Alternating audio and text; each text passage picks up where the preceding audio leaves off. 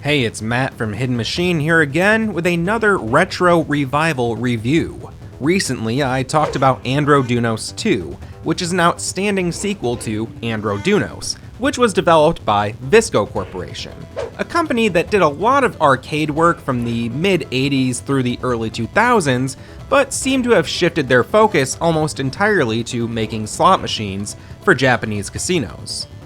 Today I'm here to talk about Ganryu 2, which is a game that we received a review copy of, but as always, we are completely honest with our opinions here on Hidden Machine. Ganryu 2 is a sequel to another old Visco game called, unsurprisingly, Ganryu, that launched back in 1999.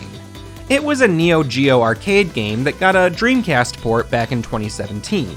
It's an alright hack and slash style platformer that's loosely based on Japanese historical figures, with a healthy dose of mystical monsters and ninja magic.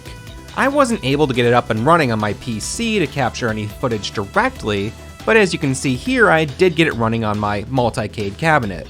The game is fun enough, but it suffers from some seemingly randomly placed enemies that endlessly spawn from everywhere. There were plenty of times where I would jump only to bump right into an enemy that didn't seem to appear until I was already in mid-air. Those sorts of flaws aside, the combat is fun. You have a sword attack, a slide attack that you can do while squatting, and a chain attack that has a lot more reach on it than your sword. You can also pick up secondary weapons like these projectiles that will temporarily replace your sword attack. Your chain can also double as a bionic commando style grappling hook, something that I unfortunately didn't encounter in Ganryu 2. The sequel takes a lot of elements from the first game, but adapts them. Enemies still pop in from thin air, but enemy placement is much more deliberate and nowhere near as cheap. You still have a dash attack, which you can now perform without having to squat down first, and your secondary weapons no longer replace your sword attack. While I would have enjoyed seeing them bring back the grappling hook chain, the levels aren't really designed for that sort of navigation. Instead, you get this really nice wall jump that I think is well implemented across the levels. You also have a special meter that you can fill up, and that allows you to perform one of several special moves. Most of these are offensive magic attacks, but you also have a healing spell that you can perform. These systems really reminded me of games like Shadow Dancer or Shinobi 3, which happen to be two games that are referenced as influences on Ganryu 2 in the game's press release. Ganryu 2 has a sort of souped-up 16-bit look to me, with much bigger sprites than those found in the first game, and a very clean and well-animated pixel art presentation. You're not really going to get any surprises here. This is just a well-made action platformer in the 90s style through and through.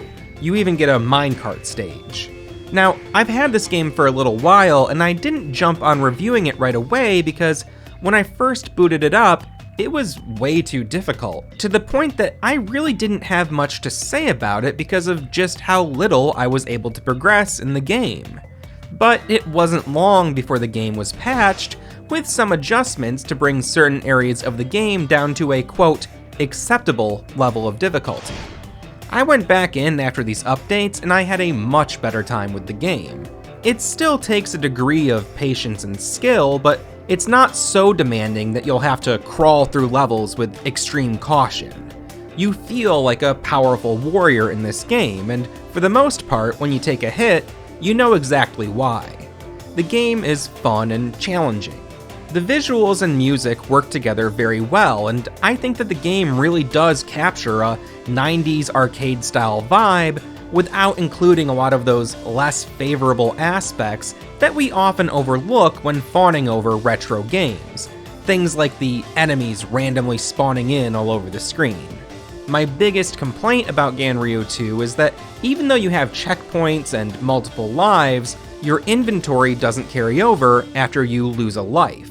So let's say you've gone through a whole level, you've stocked up on extra ammunition and increased your health bar, and you make it to the boss. And yes, in the classic style, there is a boss at the end of every level. If you lose to the boss and restart from the checkpoint, all of the upgrades and ammo that you had will be gone. And even though you can backtrack a bit and break open some containers, you can't pick anything up. I'm not sure if this is on purpose or not, but I found it to be very frustrating because, in many cases, having a strong ranged attack is crucial to taking out some of these bosses. It basically made it so that if I wasn't doing a perfect run on a level, it wasn't even really worth it to continue attempting the boss battle aside from practicing a bit and learning the attack patterns. The game isn't very long, and so while this does lengthen the overall experience, it mostly just made me frustrated. However, I wasn't so frustrated that I gave up entirely. Instead, I persevered because I am a certified gamer. Now, I have to admit that as of writing this, I haven't been able to beat the game, but I am very close. There is a considerable difficulty spike in the later levels, but I would say it's currently at an acceptable level. If I were able to just blaze through this entire game in my first session with it, I'd feel a bit cheated, so I do appreciate the way that it's structured. I mentioned that this was the second Visco Corporation related game that I've covered recently. Both this and Androduno 2 were published, at least in part, by Pixel Heart, a company that specializes in physical releases of independent games on a surprising number of modern and retro platforms. Some of the details surrounding these two games were a little hazy to me.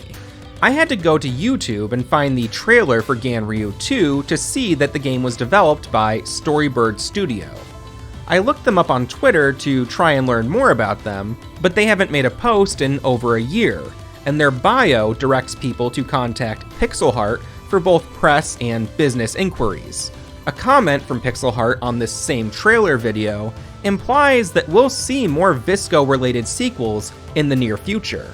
My best guess is that Pixel Heart is the one licensing these games from Visco and then working with various indie studios to develop them. A couple years back, Storybird developed Wallachia, Reign of Dracula, and I think I'm saying that first word right, but either way, judging by these gameplay videos alone, it looks very much like a somewhat less visually polished version of Ganryu 2, and this game saw a physical release through Pixel Heart. This is an interesting development for fans of old-school games that didn't turn into long-lasting, console generation-spanning franchises. I think that these Pixel Heart games and games like Pocky and Rocky Reshrined are pretty cool, and I'm glad to see that we're finally in a place where people are willing to make good 2D games again. I know that it's been that way for a while, but as someone who grew up during the shift into 3D graphics in games, I experienced a very long period where a lot of games were pushed into 3D simply because 2D probably wasn't going to be as appealing to consumers. Some games and series made the jump and did so very well, but there are way more that didn't, and it's a shame, because it's clear that systems like the PlayStation and Dreamcast could do awesome stuff with 2D games. But that's enough history lesson for today. I want to look forward and ask you, are there any 90s games, especially arcade games, that you'd like to see a modern sequel to? Personally, I'd love to see a new game in the style of those Capcom Dungeons & Dragons games. They were beat-em-ups that came out pretty long after the genre had stopped dominating arcades, but they were unique in that they had RPG elements. I've played a few great modern 2D beat-em-ups in recent years, like Mother Russia Bleeds, but none of them had any systems similar to these Dungeons & Dragons games. Anyway, that's all for today. If you like this video, please consider subscribing and throw us a like. We upload new videos all week long, and we are working hard to grow this channel. See ya.